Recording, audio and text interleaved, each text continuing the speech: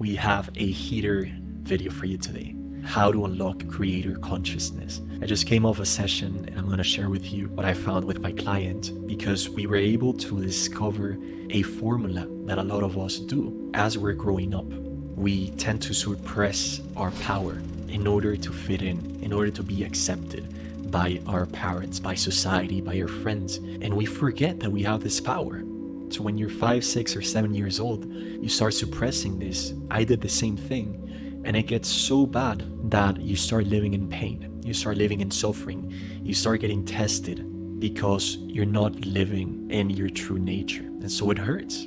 I love to think about this as a scale. Look at this.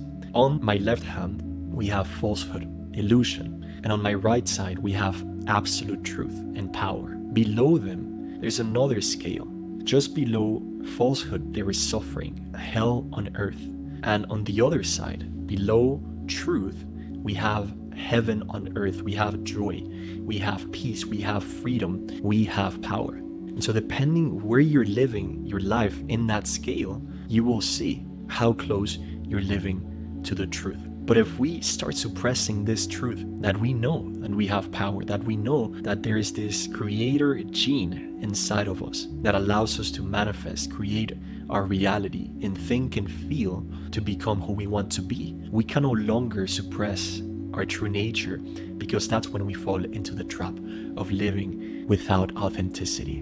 And so it's time for all of us to take off this mask of victim, purge this consciousness that is limiting us, and shatter it in the floor, and literally imagine yourself being surrounded by a sacred light that represents your true self, that represents this light that cannot be suppressed for long. And so all that suffering, all that pain, if you think about it, it is just a symptom that you have deviated from the path of truth. And your true self is telling you, we need to create a change of course. We need to go back to creator consciousness and to live with that freedom and that power joyfully, so that you can inspire yourself and others around you. If we want to unlock creator consciousness, we need to first purge this old identity, this lie that you need to suppress your power, because if not, you're going to be rejected. When you stop rejecting this power, when you start to accept it, you start emitting a different frequency, a different state of being, and you start to attract like-minded people. You start to attract your tribe. And so it's my invitation for all of us to step boldly into your light, claim this divine power, and live as God intended you to live, as a children of light, as royalty, as the king or the queen, the god or the goddess that you really are. And I want you to imagine that you're going into a beautiful lake, and that from the mountains, majestic mountains, there's that divine sacred part of you that comes down as an amazing light. It wants you to stop living in the smallness of victimization, and it wants you to know that you no longer need that you can have the freedom to love and accept yourself, to acknowledge your true self, and to know that you're going to be an inspiration for other people. There hasn't been a more important time for all of us to step into our creator consciousness, because this power is what the light within us needs, so that we can raise permanently the collective consciousness of humanity, so that we can live more in the true self and not in the false self of the victim consciousness. And so as you meditate and contemplate upon this, it can serve as a powerful reminder that we all have the same power, that we can all express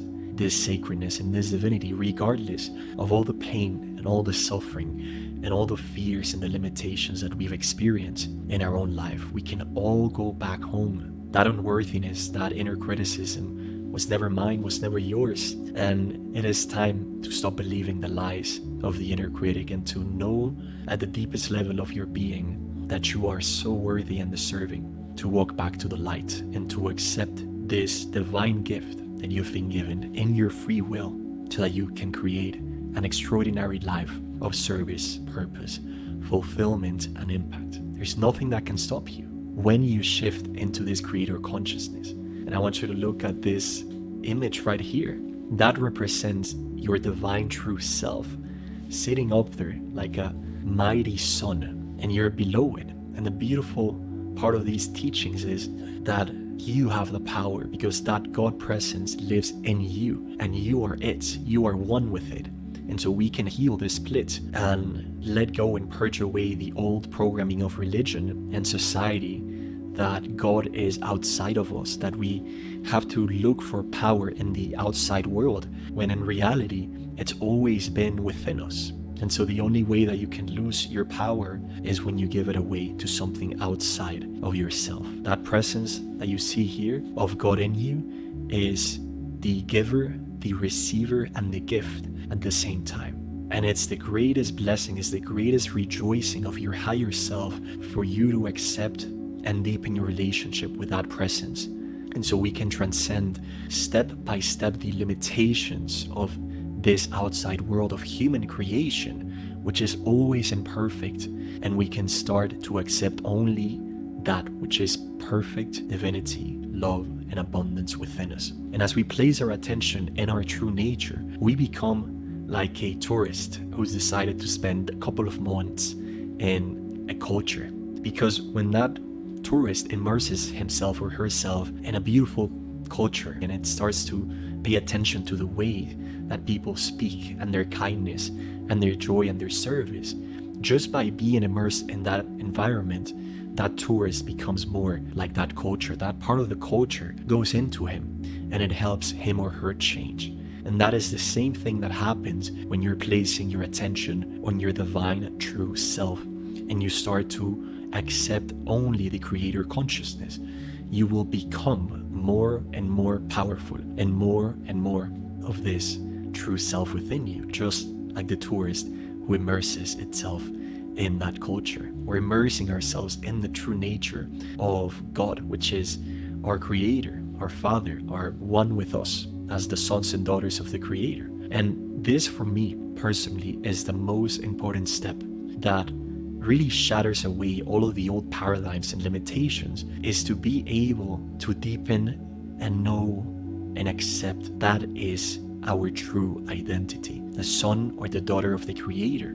How would you live your life every single day if you knew that to be truth, if you wanted to accept it and devote to it more and more?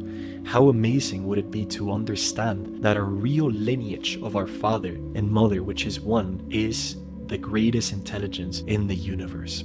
For me, it's an acceptance of the love of the Father in me. And my greatest desire is to be able to continue to purify myself, to treat my body like a temple, and to be able to be a positive influence within myself and other people and follow the steps of the Father that lives within me. This is more of an understanding that happens through your heart instead of the mind. And so I invite you to perhaps rewatch this video a couple of times and contemplate and go to nature and ask your own God presence in you, your true self, how you can live and walk this identity of your true self, which is the simplest, most natural thing that you could ever imagine. And the only way home is by removing and shedding the layers of limitation and programming. And that's why I've developed the True Self Method. And if you go into my channel on YouTube, there's these special guided meditations